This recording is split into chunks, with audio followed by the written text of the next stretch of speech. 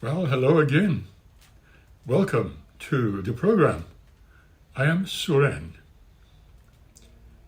Today I am concentrating on a number of questions I have been asking for a very long time, as well as many others who were asking me. And I feel you too were probably thinking of the same. Many of my students came up with these questions as well as years rolled by.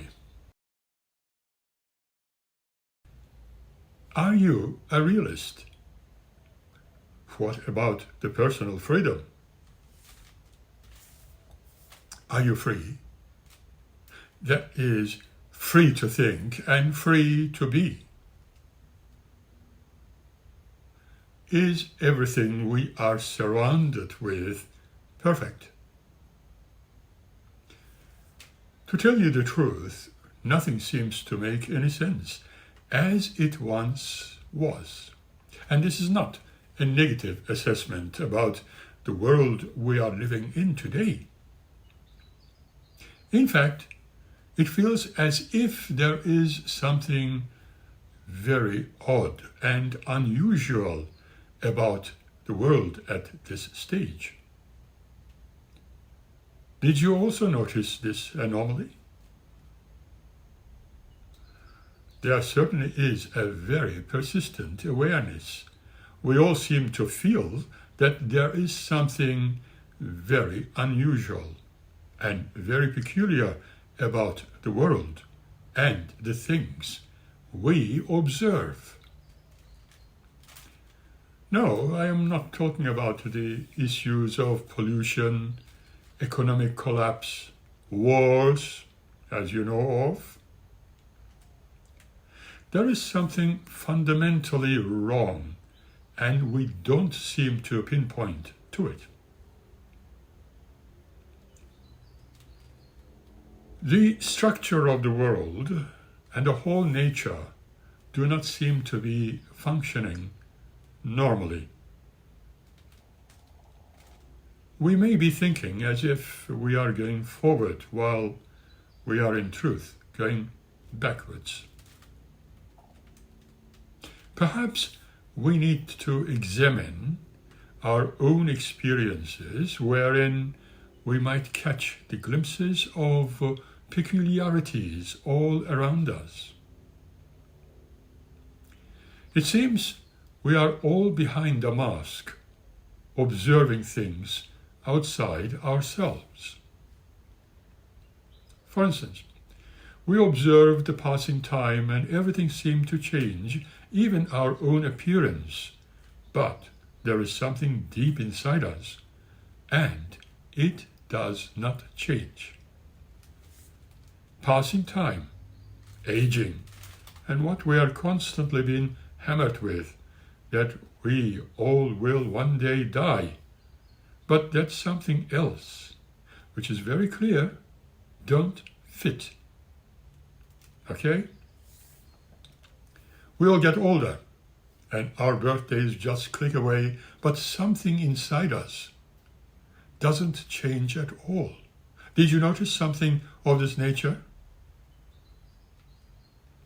One of my favorite authors, who was also a psychiatrist back in 1970s, was thus writing, "Time fits my body and the world I see, but it does not fit me. All our yesterdays, todays, and tomorrows feel like a river, whereas this very moment in time is the only clear one and appears to be a real experience, while everything else is like smoke. You see, whether it's 10 seconds behind or ahead is just nothing, whereas now, this very moment is real. The place we were at 10 seconds ago has vanished, and 10 seconds ahead is only imagined. Is it not odd? In fact, the road of time is only a thought, and it does not fit. We are told that humans have been created in the image and likeness of their creators. then we all must be almost the same replica of them, and therefore giving us the clues that by getting to know our own selves, we would discover who gods are. We are able to prove this likeness to be true by the way of creating all kinds of things, from visual performing arts, even creating AI systems and robotics. There certainly is an observable pattern. Creators can create in their own capacity of being, right? However, here is the truth statement. Know yourself, know God. Are you familiar with what we had been told time after time, that we all are fundamentally alone? We came to the world alone and leave it alone, just as alone in the universe. Like Arthur Deckman puts it in his book, it's like you are alone and are confronting the universe. And what is the nature of the universe? I am, as we all are told, that it's a biochemical machine composed of electrical charges, but meaningless and indifferent.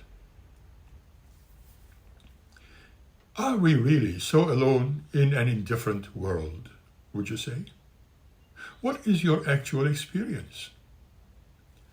There are times we all get touched by all kinds of things and people, let alone some other events making us feel connected or exalted, feeling joyful, reverence, and gratitude, mystery, recognition, and finding oneself in that place. What are you thinking? Are they infantile derivatives of desires, fears, and early memories, perhaps? However, the explanations you come up with may be something you have been force-fed, and it was probably not quite digestible. Remember, you are told that you are all alone in an empty place or environment. But when you are in love, are you alone? When you put your heart and soul to the task you are engaged in, are you alone? The only way to feel alone is by thinking about it. That's what I think. When our know-how defines the world we live in, it loses its meaning. But when we are doing things, say walking, engaging in others, engaging others or with others, and living our own lives, the world is charged with meaning and purpose. However, do any explanatory word we might use fit? Are those words just what we are thinking now? Who or what are we? The response to this question is usually very curious. When we pause and look within, it feels as if we are looking out the window at our feelings, sensations, and our thoughts. Then, if we are able to look at them, how can they be us? There is a sense of awareness, basically observing everything, although invisible to us. And it's there all the time. Who, and indeed, what are we? When we close our eyes, do we disappear? And block our ears? Are we gone? By asking who or what am I, and really look to see, I become that window, even the mask or the awareness. Yet think for a moment about what you have been taught during our time, or your time, of schooling. Most basic elements about our own selves has never been mentioned.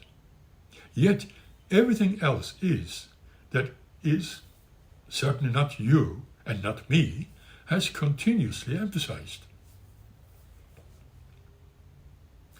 You work for a goal and it evaporates soon after. Nothing is perfect. Particularly, you and I are not. Remember? Why is that so? How come everything is made imperfectly? Would you make things imperfectly? It doesn't make any sense. We all have been told that that's the way everything is. You've been informed all about time, aloneness, dissatisfaction, imperfections, identity. Are they really logical and factual? Are they realistic? You may have thought, as I did, you were mature and strong. Maybe you have been also duped. Let us be curious, asking, how did I learn about reality? And what did I learn? Awareness starts in the womb, where there is warmth and we are at ease, and there is no satisfaction or dissatisfaction. However, research shows that awareness starts long before, but this will be yet another topic. Even if the infants might be born prematurely, yet they function psychologically correctly, and the capacity of remembering is not dependent on emergence from the womb. While still inside, the fetus senses the outside world and responds to any stimulation, such as a loud noise. One might now popularly think, how can one remember it all? There are a variety of memories. And in fact, our physicality remembers everything and creates its own patterns, although our minds may not recall. All our patterns of life remembers. How we choose our friends, forms of our employment, personal myths, and we react to old patterns. Call it the transference. Memory is always there. Even the muffled sounds whilst in the womb and the speech are listened to and memorized. Tests were conducted with emotions of anger, joy, happiness, and hatred. And participants' responses measured pointed to legitimacy of reactions to stimulation. Our mother's speech, patterns, and emotions have been recorded in our memories. We were bathed in energies when still in the womb. However, what did we learn? Much more than what we may believe. Then we were born, and the pelvic journey's end was probably a tremendous relief after we emerged. While mother is experiencing stress during this period of time, the contrast within the womb would be chaotic and tense during the process of actual birth. But once the head pops out and the body follows, turmoil reaches a zenith point, and then the initial breathing follows. And now, what a bliss it is in the mother's comforting arms. Although we might not remember being born, but all those memories are deeply buried in us, and we cannot remember it all. However, this is proven under controlled circumstances when tests were conducted.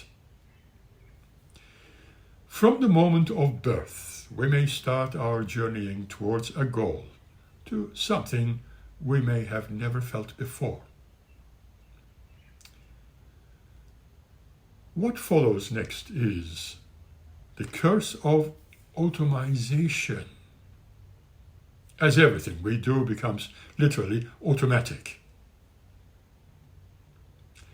From the infant days of our lives, we struggle, failing, and getting up again. We do this from the time we start learning to drive, dance, cook a meal, and everything we become familiar with throughout our lives. We learn everything, even how to see. Things we are surrounded with, even our bodies teach us without any words uttered. Body's functions teach us the reality of things.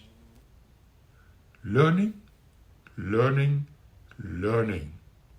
Every minute, every day, learning all about the reality from those who have learned from those who have learned through the generations. From one pattern to another, we move, becoming truly automated, and our attention freed for other things. Finally, freedom.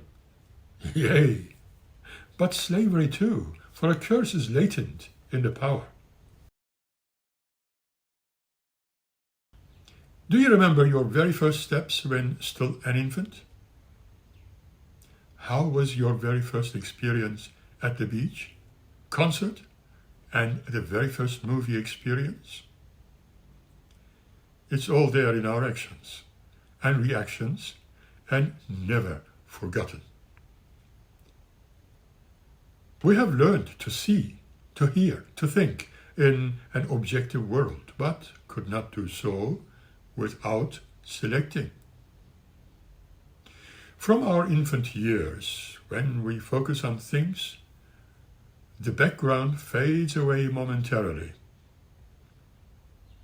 Selection has a price too, and we forget what is left behind. Our infant years and childhood days are now blank. Let's imagine an infant's world for a moment. Altering and shifting fields of sensations within those altering fields of sleep and waking.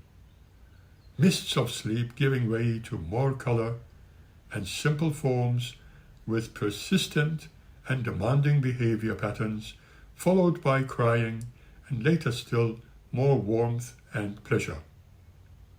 Sensations separate the baby from the world, and some stay in, others go.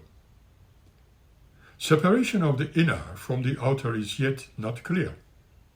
What is cause and effect comes a little later. However, we all tend to objectify the world and those others in it. Remember a child wanting to sit on a chair occupied by another, ignores it, and tries to sit on the other child or attempts to spill him out. Yet, you have no idea about the sense of self, although your thoughts and sensations create a world. From then on, your unself-conscious will is at service of acquiring, possessive, and very slow to come to the surface. In a child's life, everything is mine, remember? And which leads to me, the object, and you, the object. And by the age of 2, finally, an I is created, whose shape and meaning are ruled by the possessive mode. Eventually, a mode of living begins. Life as acting and doing things to all the other objects in an object world, as to bring about possession and relief from any kind of pain. Receptive mode continues a while. Then schooling follows. More and more, the action mode takes over the receptive system. With practice and reward, it grows in scope until, with symbols, it creates thought to plan its actions. The thoughts detach from sensations, becoming self-sufficient, independent, and finally absolute. An abstract world is born. Memories build a past, and imagination creates a future, and between the two they establish time. In fact, possession shapes the self and the world. As our bodies teach our minds, so our minds instruct our bodies. What have we learned? Thinking is for action, acquisition, and control. It guides effort until thought itself becomes effortful. As conscious doing is the essence of the action mode, allowing is the essence of receptive. With the action mode, we divide and conquer our environment. With the receptive, we take in, receive, and unify. It is similar to the difference between breathing in and breathing out. On inhaling, mental contents become diffuse, thinking tends to stop. And energy flows in exhaling out. The vision sharpens, thinking also sharper, and boundaries a lot clearer. While manifesting in the action mode, while striving in the world, the electrical currents of the brain are fast and short. The larger muscles tense and eyes focus, the sensual recedes. But in the receptive mode, the senses unfold, vision softens, muscles relax, alpha waves appear, slow, irregular, and higher waves, indicating a change in attitude, something subtle and beyond words. Our words we create from the object world are tools of that mode, and with them we divide and discriminate the reality according to need. Objects have many names, but sensations have very few. And humans, as being humans, we can discriminate 1,000 hues of color but not naming them. Feelings are the same.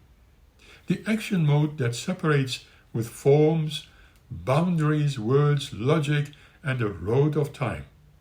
The receptive mode unifies. It is sensory and diffuse. Receptive time is instantaneous, all at once. In this mode, self merges into now. The function, the goal we set, controls the mode. What is the goal? Is it combat, control, capture, or receive? Synthesize, allow.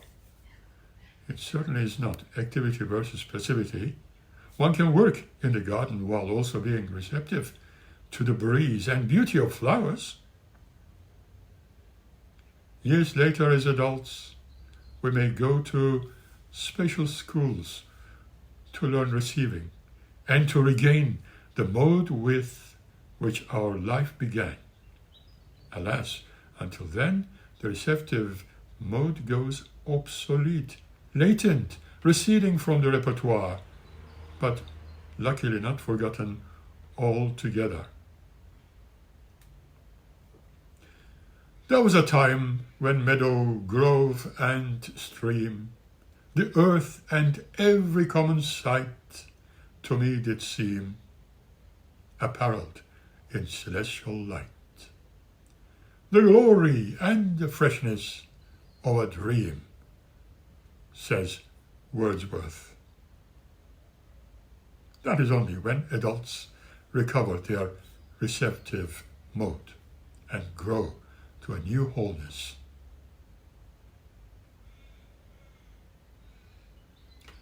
We will speak some more next time. In the meantime, smile and be happy. I shall be waiting for you by the next episode.